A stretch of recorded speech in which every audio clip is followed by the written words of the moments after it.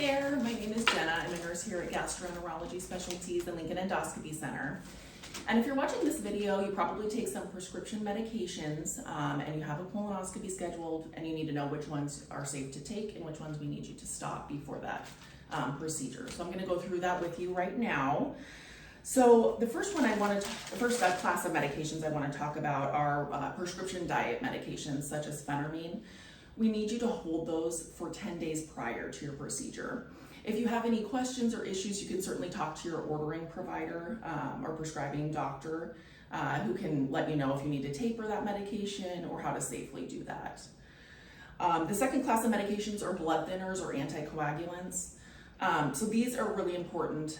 Generally, we need you to stop these for 5 days prior. Some are 2 days prior.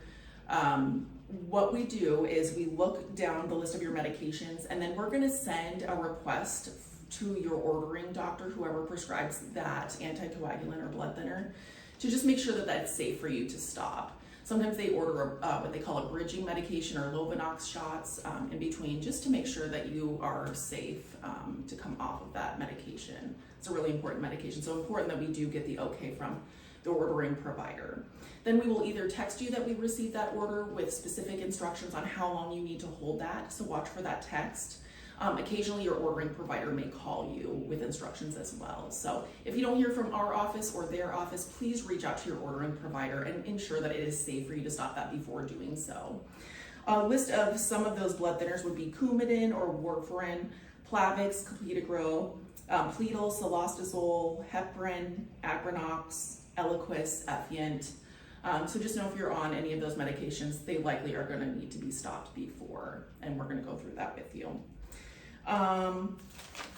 The next class of medications would be NSAIDs or anti-inflammatory medications like ibuprofen, naproxen, Aleve, Advil. We need you to stop those 5 days prior to the procedure. And that just ensures that you won't have any potential bleeding or excess bleeding during that. So that would be ibuprofen, Aleve, Motrin, naproxen, Advil, Celebrex, meloxicam. Those need to be stopped 5 days prior. Tylenol, perfectly fine to take if you have an ache or pain. That one's safe, okay? Over-the-counter supplements or herbal supplements need to be stopped 5 days prior, including iron supplements as well as fish oil. So make sure that you don't take any of those for 5 days prior. If you take any narcotic blockers like naltrexone, we recommend stopping that 3 days prior.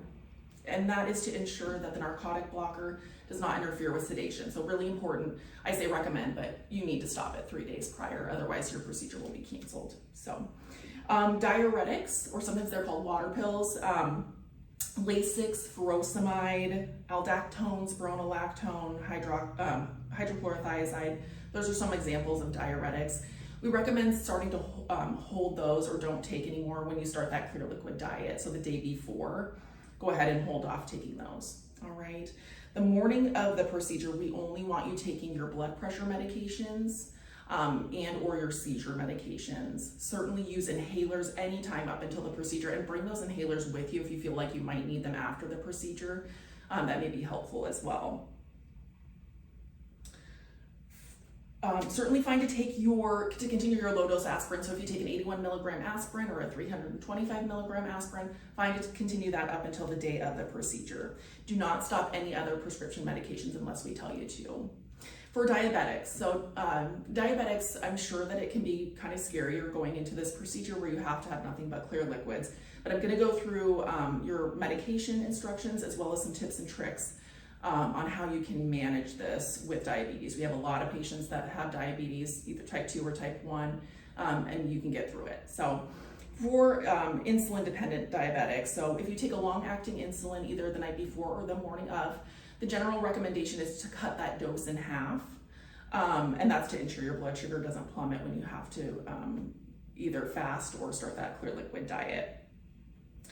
Hold oral diabetes medications. Sometimes patients hold it the day before the procedure, definitely hold it the morning of the procedure. So that would be like metformin, Jardiance.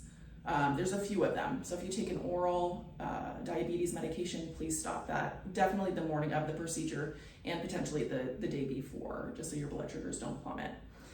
Some signs and symptoms of low hypoglycemia or low blood sugar would be like cold and clammy skin, just generally not feeling well, confusion, maybe some nausea. If you do notice any of those signs, please check your blood sugar and then have some sugary jellos and juice on hand so we can get that back up if need be. I always recommend checking your blood sugar before coming in, especially before you have to go nothing by mouth. And that way, if your blood sugar is lower, you have some time to go ahead and do some sugary jellos and juice. Also bring that reading with you when you come to check in for your procedure. If you have any questions, if you wear an insulin pump or there's something you just don't feel quite right with our general instructions, please reach out to whoever manages your diabetes and your diabetes medications, and they can help kind of navigate you through that and what the safest way is.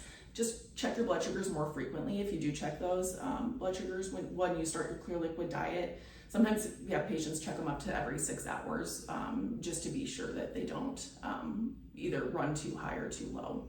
So those are some options as well. Please review your post-procedure instruction medication letter that you will get after your procedure. Most people don't remember much or have some confusion, so have your driver hold on to that for you and make sure that you get that. You don't want to restart any medication, specifically blood thinners, unless you're told to do so on that post-procedure instruction letter. I think that is pretty much it as far as medications go. We do have, again, some instructions regarding medications on our website, gidocs.net, and you can click on whichever bowel prep you have, and the general medication instructions are on there as well. So if you have any questions, please feel free to call us, 402-465-4545. I hope that helps. Yeah, I think that's it. We'll see you soon. Bye-bye.